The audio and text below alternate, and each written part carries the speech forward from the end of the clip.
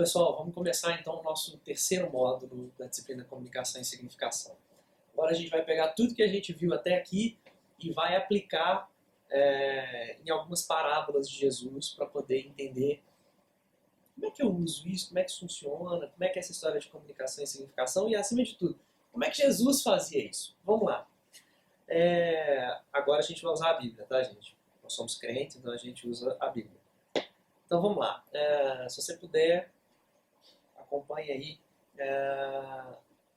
Evangelho de Mateus, capítulo 13, a partir do verso 3, Jesus começa a falar ao povo.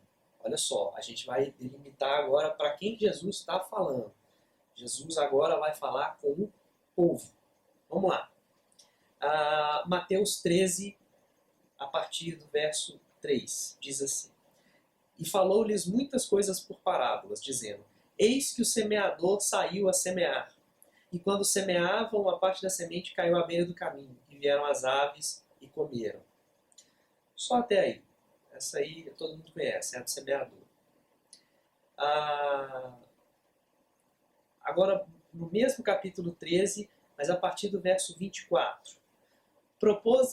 Propôs-lhes outra parábola, dizendo: O reino dos céus é semelhante ao homem que semeou boa semente no campo. Mas enquanto os homens dormiam, veio o inimigo dele, semeou joio no meio do trigo e retirou-se. Ainda no capítulo 13, a partir do verso 31. Propôs-lhe outra parábola, dizendo: O reino dos céus é semelhante a um grão de mostarda, que um homem tomou e semeou no seu campo. E agora o verso 33. Outra parábola lhes disse: O reino dos céus é semelhante ao fermento, que uma mulher tomou e misturou com 3 medidas de farinha até ficar tudo levedado. Vocês conseguem me dizer quais são as características em comum que tem essas 4 parábolas que ele contou em sequência para o povo? Fica nítido que ele está falando para agricultores. Por que fica nítido que ele está falando para agricultores? Porque todos os signos que Jesus usou... Vamos lá, vamos voltar, vamos retomar aqui de novo lá a noção de signo. Jesus estava falando do reino dos céus. Alguém aqui já viu o reino dos céus? Quem já viu? Você levanta a mão, já? Não? Bom, ninguém nunca viu o reino dos céus. É um objeto que ninguém nunca viu, tipo dragão. Pois é, ninguém nunca viu, mas o reino dos céus existe. E Jesus quer falar sobre esse reino dos céus. Como é que ele fala sobre esse reino dos céus, sendo que ninguém nunca viu e não tem a menor ideia? Bom, então eu preciso usar signos. E foi o que Jesus usou. Ele usou coisas para poder dizer. E aí você vê que lá na parábola ele começa dizendo: o reino dos céus é semelhante a isso. O reino dos céus é semelhante a isso. E nas 4 parábolas dele falando ao povo, ele usou 3 vezes sementes. Semente que o homem saiu a semear, semente que o homem saiu a semear, o grão de mostarda e o fermento. Todas essas características dizem respeito àquilo que o povo estava habituado a lidar. Seja como agricultores ou as mulheres que usavam os alimentos que os agricultores levavam para casa para fazer o alimento usando o fermento. Então, quem estava ouvindo aquilo estava compreendendo absolutamente tudo que Jesus estava falando. E aí você vai me dizer assim: mas não é meio absurdo? Jesus está falando de algo que é transcendente, algo que é absurdamente grande, como o reino dos céus, que ninguém nunca viu e que ninguém tem a menor noção de como que é. E aí ele fala: não, o reino dos céus é semelhante a um grão de mostarda. Não, o reino dos céus é semelhante a mulher que fermentou o pão. Não é um pouco absurdo isso? Mas é exatamente isso que é a maestria de Jesus. E o quanto ele era genial. Porque ele estava falando com pessoas simples. Ele estava falando com pessoas que lidavam com a agricultura diariamente. Então ele usa signos para poder dizer de algo que era transcendental, que era absurdamente alto e grande e que não podia ser compreendido. E ele usa signos tão simples para aqueles homens. Grão de mostarda, semente, fermento. Quem estava ali entendeu perfeitamente o que ele estava falando. E essa é uma das grandes características de Jesus. Ele colocava a sua linguagem no mesmo patamar daquelas pessoas que estavam ouvindo aquilo. E aí, para mostrar vocês verem que Jesus era realmente genial, agora a gente vai ver uma outra sequência de parábolas. Agora, Jesus falando com os doutores. Olha só como é que muda. Vou pedir para você abrir aí sua Bíblia no Evangelho de Mateus, no capítulo 21, a partir do verso 28. Mateus 21, 28. Qualquer coisa você pausa aí agora, vai lá, pega a Bíblia e acompanha aí. Vamos lá, Mateus 21, 28. Agora Jesus está falando com os doutores.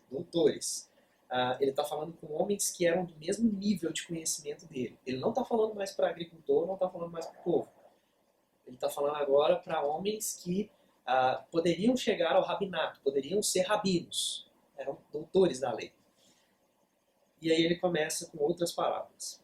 Mas que vos parece? Um homem tinha 2 filhos, e chegando-se ao primeiro disse: Filho, vai trabalhar hoje na vinha. Ele respondeu: Sim, senhor, mas não foi. Chegando-se então ao segundo, falou-lhe de igual modo. Respondeu-lhe este: Não quero. Mas depois, arrependendo-se, foi. Qual dos 2 fez a vontade do Pai? Disseram eles. O segundo, disse-lhes Jesus. Em verdade vos digo que os publicanos e as meretrizes entram adiante de vós no reino de Deus. A partir do verso 33 agora. Ouvi ainda outra parábola. Havia um homem proprietário que plantou uma vinha, cercou-a com uma sebe, cavou nela um lagar e edificou uma torre. Depois arrendou-a a uns lavradores e ausentou-se do país. E quando chegou o tempo dos frutos, enviou seus servos aos lavradores para receber os seus frutos. E os lavradores, apoderando-se dos servos, espancaram um, mataram o outro e a outro apedrejaram. Depois ainda enviou outros servos em maior número do que os primeiros, e fizeram-lhes o mesmo. Por último, enviou-lhe seu filho, dizendo: A meu filho terão respeito. Mas os lavradores, vendo o filho, disseram entre si: Este é o herdeiro, vinde, matemo-o e apoderemo-no da sua herança. Só até aí. Agora, capítulo 22. A partir do verso 2. O reino dos céus é semelhante a um rei que celebrou as bodas de seu filho. Enviou os seus servos a chamar os convidados para as bodas, e estes não quiseram vir.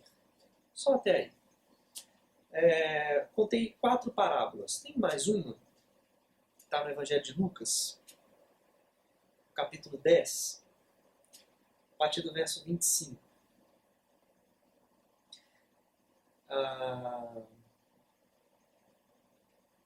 Aliás, a partir do verso 30. Lucas 10, 30. Jesus, prosseguindo, disse: Um homem descia de Jerusalém a Jericó e caiu nas mãos de salteadores, os quais o despojaram e, espancando, se retiraram, deixando-o meio morto. Essa é a parábola do bom samaritano. Essas 4 parábolas que Jesus conta, e aí falando com doutores da lei, elas têm características. Apesar de as 2 primeiras ele falar sobre lavradores e sobre vinhas, o foco, na verdade, não são as questões da agricultura, mas são as relações pessoais. Então, a primeira diz respeito a um filho que disse não para o pai, mas que o outro disse sim. A segunda diz respeito a um cara que plantou uma vinha, e aí as pessoas vieram e mataram os servos que ele enviou para poder receber o dinheiro dele. Essa última fala sobre a relação entre os homens e salteadores, e depois você conhece bem a parábola do bom samaritano, quando o levita e quando o sacerdote passam direto. Falando aos doutores da lei, o signo que Jesus usa para poder mostrar o reino são as relações humanas. Por alguns motivos. A primeira delas é que as relações humanas são bem mais complexas, então é um signo bem complexo. Os doutores da lei podiam compreender essa noção. Um grão de mostarda é algo inanimado. Eu jogo e ele vai morrer ali e depois vai nascer. Os agricultores compreendem isso. Mas Jesus usa as relações humanas para poder dizer aos doutores da lei: isso é o reino de Deus. E além desse signo, as relações interpessoais ser um signo mais complexo, Jesus ainda usa aquilo que eles vivenciam no dia a dia. Os doutores da lei eram chamados para poder julgar as questões do povo. Então eles estavam acostumados com essas relações entre, puxa, o pai pediu para fazer e o outro fez, o que eu faço? E os doutores da lei vinham para poder interpretar a lei e dizer o que aquele homem deveria fazer. Jesus usa o próprio habitual daqueles homens para poder mostrar o reino de Deus é isso. Além de ser mais complexo, Jesus usava aquilo que aqueles homens estavam habituados a fazer diariamente. Por fim, e aí a gente vai concluir, a gente vai ver como é que Jesus fala com os discípulos. Falando com os discípulos, as parábolas são um pouco diferentes. E aí a gente volta lá para Mateus. Mateus, no capítulo 13, a partir do verso 44. Jesus contou aquelas primeiras 4 parábolas, falando para o povo, e aí depois ele saiu com os discípulos e eles entraram dentro de casa, e aí os discípulos perguntam, pô Jesus, explica aí, porque nós não entendemos bem não. Explica pra gente. E aí Jesus reconta as parábolas, mas agora usando signos diferentes do que os que ele usou para o povo. Agora ele usa signos que os discípulos vão compreender. Mateus 13, a partir do verso 44. O reino dos céus é semelhante a um tesouro escondido no campo, que um homem, ao descobri-lo, esconde. Então, movido de gozo, vai, vende tudo quanto tem e compra aquele campo. 45. Outro sim, o reino dos céus é semelhante a um negociante que buscava boas pérolas. E encontrando uma pérola de grande valor, foi, vendeu tudo quanto tinha e a comprou. E por fim, igualmente o reino dos céus é semelhante a uma rede lançada ao mar e que apanhou toda espécie de peixes. E quando cheia, puxaram-na para a praia e sentando-se puseram os bons em cestos, os ruins, porém, lançaram fora. Assim será no fim do mundo. Sairão os anjos e separarão os maus dentre os justos. Jesus usa 2 tipos diferentes de signos para aqueles discípulos. Lembrando que aqueles discípulos largaram tudo que eles tinham para poder seguir Jesus. Lembrando que Pedro e Tiago estavam lá, lançando as redes ao mar, e aí Jesus fala, vem, segue, eles vão e seguem.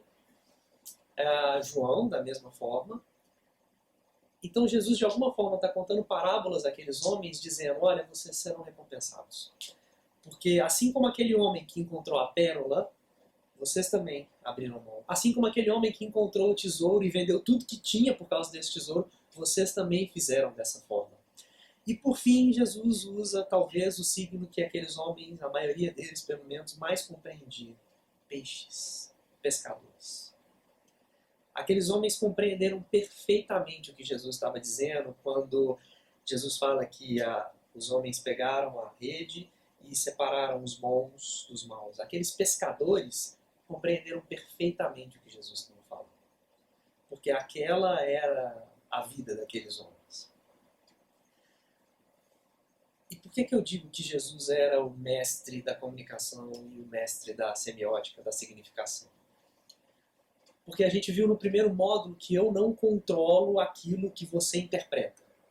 O que eu estou dizendo aqui agora para você, se 500 pessoas, vou repetir, se 500 pessoas estiverem ouvindo, essas 500 pessoas vão interpretar da forma delas.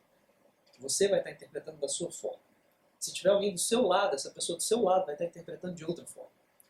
Eu não controlo aquilo que você interpreta.